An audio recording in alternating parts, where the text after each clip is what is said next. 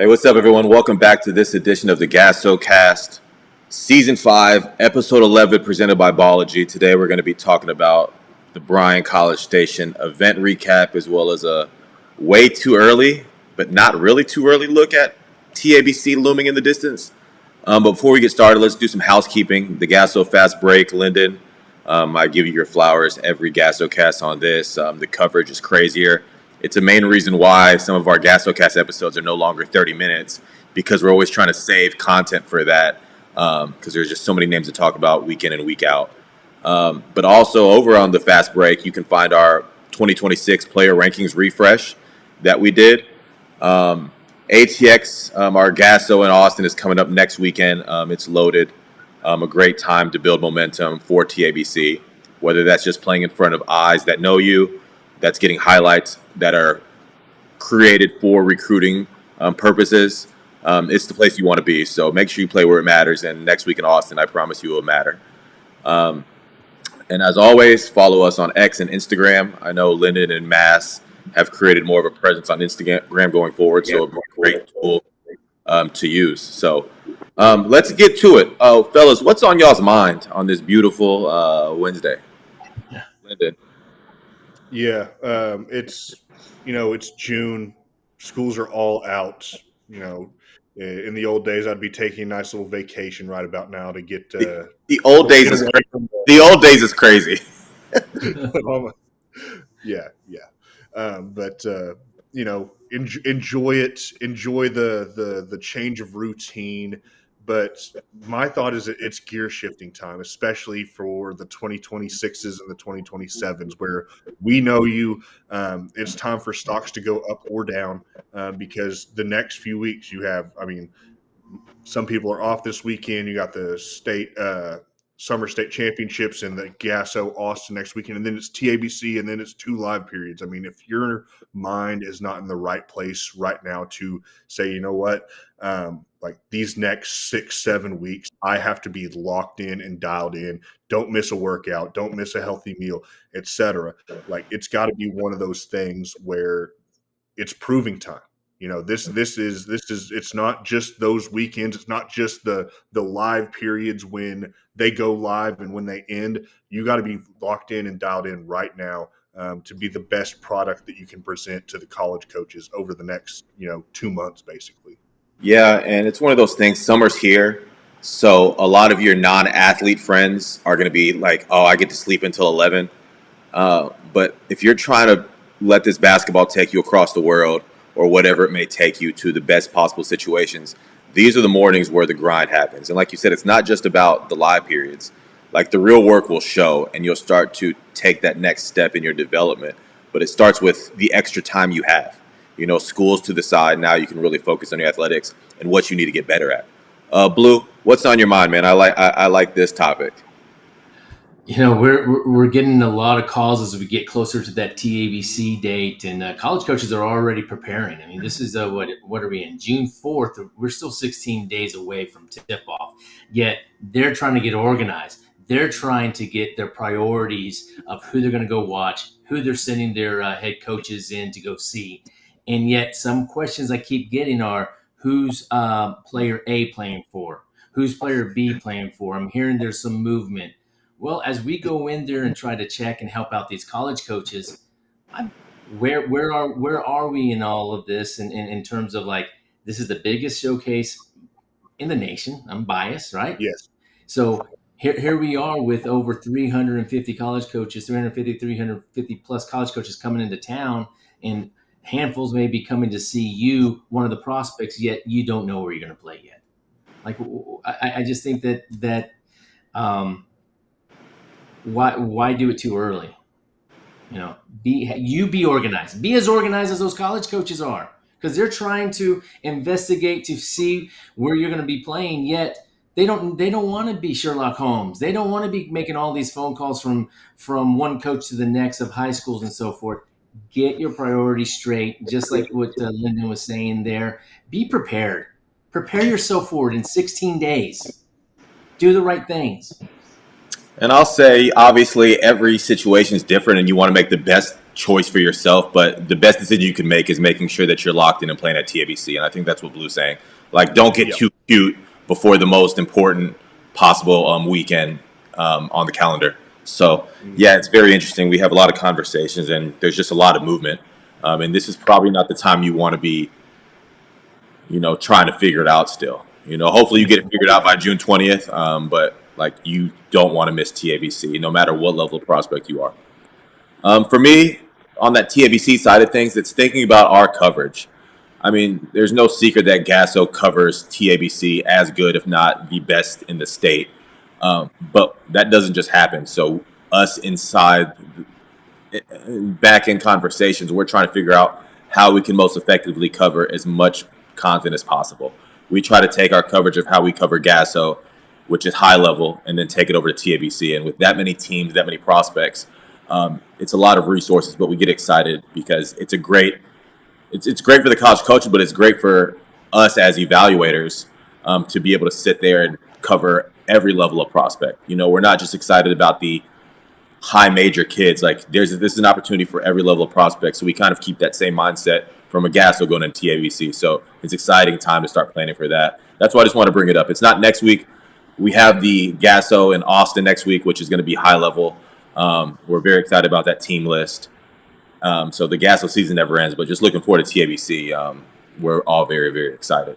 Let's move on to our championship shout out. Lyndon, who took home those championship banners at GASO and Brian? Yeah, for our NBA division, Houston Hoops Syntex 17U Miller, their second title of the GASO season as they won back in our ATX tip-off in, I believe that was April.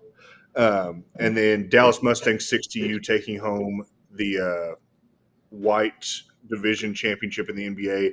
Houston Raptors Bracy 17s winning the blue division NBA bracket. Our NCAA champions, we had Pro Skills Houston and Elevate U. Our NIT champions were the Fam Elite Tomball, and our 8th grade champions were Team Express Elite. So congratulations to all you who raised a banner and took home titles this past weekend in Bryan College Station. Yeah, so let's get into some segments here. Who made the early statements? Pretty much, who was a player that we started Saturday at 11? Who made those early statements? I'll start. J.D. Humphries of Houston Raptors 2028. One of those prospects that we continue to circle. And he was on JO3 early on this year, and it was cool to see him play a role where it wasn't just straight getting buckets. He had to kind of do everything he needed to for that JL3 team. But you move over to Houston Raptors, he's more of a primary scorer, and he was able to do that, and it looked easy at times. 3-level scorer. The way he can finish through contact is one of the best in the state already. But one of those guys that he was just undeniable from the jump, and it was great to see him make that noise. Lyndon, who was your guy? Yeah, I'm going to go with Jalen Adai for JL3's 15s because, they came in and played their pair of games on Saturday, and he was really loud both times. I mean, this is a truly dynamic athlete, is guarding, locking up 94 feet, is able to jump passing lanes and go finish above the rim on the other end. And him and Jack Sherem really made a big impact in both games I watched them where they were just making it look easy. But Adai, Shadow Creek, they've had the pedigree. They always have prospect. He looks like the next guy up there. So it's exciting to see what he can do as we're looking into TABC being in 16 days, Yep, Blue. What can I say that hasn't already been said about Jacoby Lovings from Elevate U? But, I mean, it's so electric. For his size and he makes that team go. And they have a lot of pieces at every single position. They just play hard together. But Jacoby, the way he can see the floor, the court vision, that manufactures a lot of just scores because his touch passes, his no looks, his ability to get that ball in between defenders to his cutting teammates that are going to go get layups or a dunk. It's so fun. I mean, Mass has said it. We've all said it. And just one more plug for him because he's tremendous. And the right college coaches they're going to see his worth. They're going to see everything that he brings to the table and go, we can't live without him because he's going to make winning plays. Absolutely. Before we move on to the next segment, Ballogy and GASO have something cooking. Uh, Ballogy and GASO are launching the 10K Shot Club, a 10-week challenge for athletes ready to prove their grind. Starting June 1st, track your made shots using Ballogy's AI Vision technology. Hit 1,000 shots in a week or grind your way to 10,000 shots this summer and earn a feature in the GASO Fast Break, which we mentioned is very, very high-level content and read by a lot of college coaches, to be exact. All you have to do is download the Ballogy app, create a free profile, and use access code rXBxTNpp to join the GASO 10K Shot Club group. Start tracking your work with Ballogy Vision AI. Anybody can work. This is your shot. Let's see who really wants it. That will be in our description here on the. I'll put that on Twitter and YouTube as well. So vibe out with Ballogy and GASO. We're doing a lot of great things together, and it's great to have a partner like Ballogy. So, yeah, moving on, big game players. Who's somebody that rose to the occasion in a big matchup, whether that was mid-bracket games we talked about that were high level or even possibly a championship game? Lyndon, who was that for you? Yeah, I'm going to go with Teo Barnett for Jamal Shedd's 16s. I mean, every time I looked up, this kid seemed like he was getting into the paint, making good things happen for his team. Like the way he shoots from outside. He's a 2027, and he, got good size at 6'4". I think this could be another. He wasn't like firmly on our radar right now, but he had a loud weekend. If we can see these guys again, and at Austin and maybe at TABC, there's a very good chance that he's one of my summer stock risers because he was that strong with his performances this weekend in Bryan. Absolutely. He was very, every time it was some type of electric play, for sure. And talking to that Jamal Shedd coaching group, there's a lot that they like about him as well. So, Blue, you have two names here that I really like. Who were they? For Houston Hoops, Syntex Miller, Dallas Hernandez from Leander Glenn, and Matt Holland, another Round Rock prospect. I think that there's just this calmness to this team in general, but you can really see it come through with Dallas Hernandez and the way that when he has the ball in his hands, strategically trying to get the ball moving. If he has a shot, of course he's going to take it. He can drop down the threes. He can go off the dribble, make shots. He makes his teammates better. That team is just in general, they're very competitive. And then you look at Matthew Holland, and here's somebody that can go a little bit beyond the arc, also knock down shots. He'll defend hard. He'll play you on 94 feet if he has to. Does a little bit of rebounding, defending, gets inside the arc, knocks down some mid-range jumpers. Really like this team because you know what? There's not just like one super stud on this team. This is one of those teams that is well balanced, that's well coached, that share the ball. When you share the ball in these types of situations and you make the other defenders move the way that they do, their opponents, it just makes it sometimes looks flawless. And you know what? They went perfect 4-0, and they did the same, like y'all said, back in April. So there's something to this team that really is contagious among themselves in that on that team. And they'll be at our Austin GASO next weekend, correct? So they're going to look to make it 3. Yeah, so we'll see what happens. Tapping into that 2028 class that continues to get better and better by the second, Grayson Celestine of Houston Fam 2028 Mace. When you talk about big game players, especially playing on that freshman team, it seemed like early on in every single game they played, he was knocking down a 3. And when you have these 2028s that are, obviously talented, obviously confident, it makes them their confidence grow when they see somebody put the ball in the basket early, just to kind of let everybody breathe. They're still young kids, so to have Grayson sit there and knock down early shots to set the tone, I felt like that was such a big thing for this Houston Fam 2028 team that is loaded with prospects. And oh yeah, Grayson's at Atascocita, so the rich get richer over there. But already at 6'4", lanky, all the mechanics look. It's just another prospect to circle in that GASO next gen list of 2028s continues to grow, and Grayson's firmly involved in that one. So shout out to Grayson. Who's the name? I think, hey, Michael, Yeah. Matt, I think that we're all going to have something to say here in the newsletter about all the 28s that were there, whether it was Dallas Mustangs, Mace, you got the Raptors, going to be plenty of next gen players. Yeah, we could have a big next gen segment, but I mean the next gen guys, the 29s and 28s, were acting bad down in Bryan. So we'll talk a lot about that in the GASO Fast Break. Who was the name that got louder and louder over the weekend?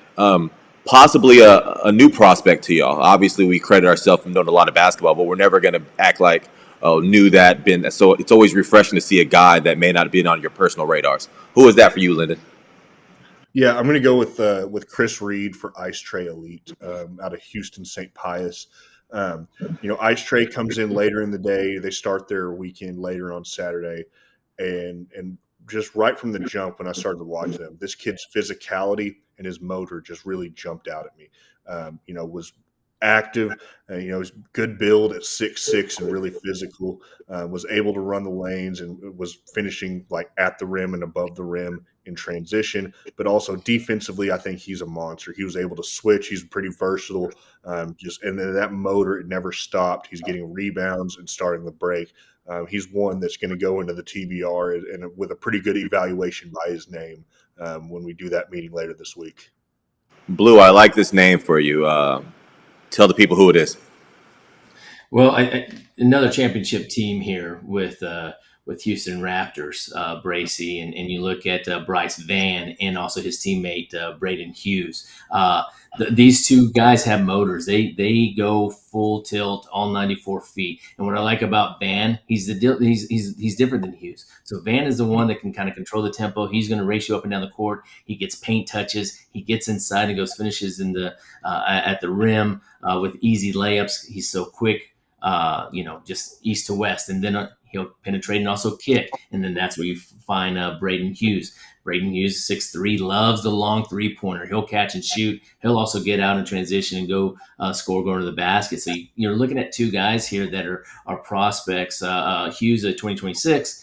Van of 2027. So you're looking at some youth there mixed with some experience. And I think that suited them well throughout the entire weekend. And you could really see them as they went along, just getting better and more comfortable with each other. And as just a whole, as a team, they were able to put up some points and play together and stick together. And Van and Hughes were big parts of that. For my name, Lyndon, if I hadn't put it down in the rundown early on, you might have plucked it from me. 100%. For sure. Carlos Robinson, Austin Unbreakable, Clean Chaparral. The rim protection. He was the rim protector all weekend long. When you look over to that court, he's blocking a shot out of bounds or off the backboard at the highest point to where, people are going to be like, there's no way he got that. That has to be goaltending. But it was just over and over. His length stood out. And it's in this day and age of basketball, it's very exciting to see a rim protector prospect that you can tell he craves playing defense on that side. Great hands inside, was able to finish through contact. Every single game, he just added a little something. And Austin Unbreakable didn't have the best weekend when it comes to their wins and losses, but there's plenty to like from these players from an individual thing. And Carlos Robinson really elevated his stock, so I want to shout him out. I'm going to probably write more about him in our newsletter because he was just that dynamic. Let's finish off like we talked about. These aren't going to be 30 minutes because the GASO Fast Break newsletter, we're over there writing novels, real evaluations, real lists. We don't just sit here and put, these were stock rising performers on social media. We actually add some substance to our stuff. So shout out to us. That's no shade on other people. Yes, it is. But let's finish off. Who deserves some credit? Who's a prospect that may not get the headlines but impacts winning at a high level? Blue, I'll start with you.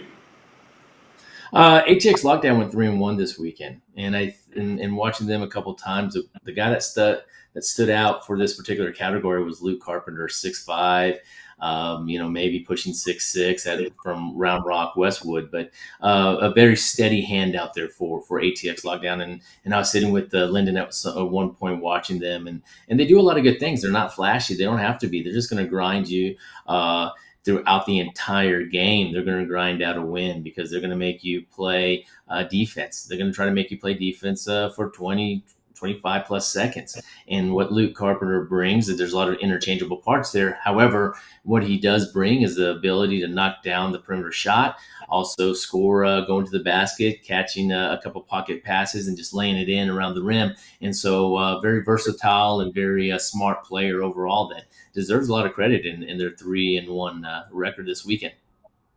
I'll go next. Jackson Thomas of Dallas Mustangs out of Red Oak.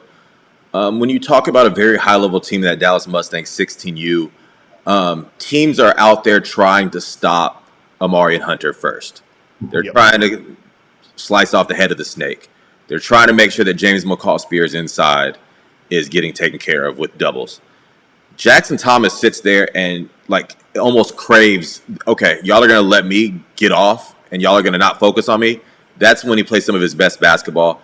And in big games, you're like, he's making plays down the stretch. Whether it's just finishing through contact on a 2-on-1 fast break, hitting a wide open shot. It's those things that seem pretty no nonsense, but when you're a high level team playing in high level games, Jackson has to make those plays, and he does over and over again. And we talk about a Red Oak team. They have plenty of prospects going to TABC that college coaches need to make sure you circle that team because Jackson fits in with some of the best players in the 16U class. Lyndon, finishes off.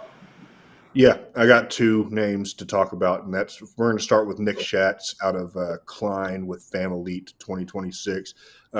All weekend was just dialed in, and he's one of those guys where, I mean, it's translatable. It's not just, okay, my team has a great athlete who can draw extra help, and I'm going to sit here in the corner and knock down shots. It's, running off double baseline screens, setting his feet in the corner and knocking down shots. It's in transition.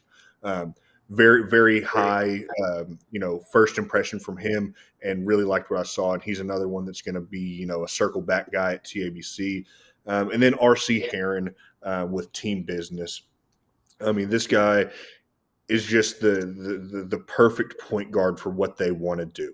They want to get at you, they want to get downhill, and they need somebody to make the right read. And he was that guy all the time for them. Continually getting into the paint, continually finding guys. Pishon Walker, Zach Carpenter, etc., had strong weekends, and RC was kind of the straw that stirs the drink for them because he got it started with his penetration with the ball in the half court, especially. So that will do it. 22 minutes, not quite 30, but like we said, a lot of content coming Friday to the GASO newsletter. We'll be back at the same time next week. By then, we'll have our schedule out for the Central Texas Shootout. So we'll talk some preview there. Hopefully, the TABC schedule should come out. Who knows when? But if that's out next week, we'll start our preview on that. And then the next following weekend, that TABC preview. We have 300 people watching right now. We're hoping that our GASO preview show for TABC in 2 weeks is going to be closer to 1,000. Like the way we're excited to cover this event, it's one of our biggest GASO casts usually. So we're excited to see y'all then. But thanks for rocking with us as always, and we'll see you next week.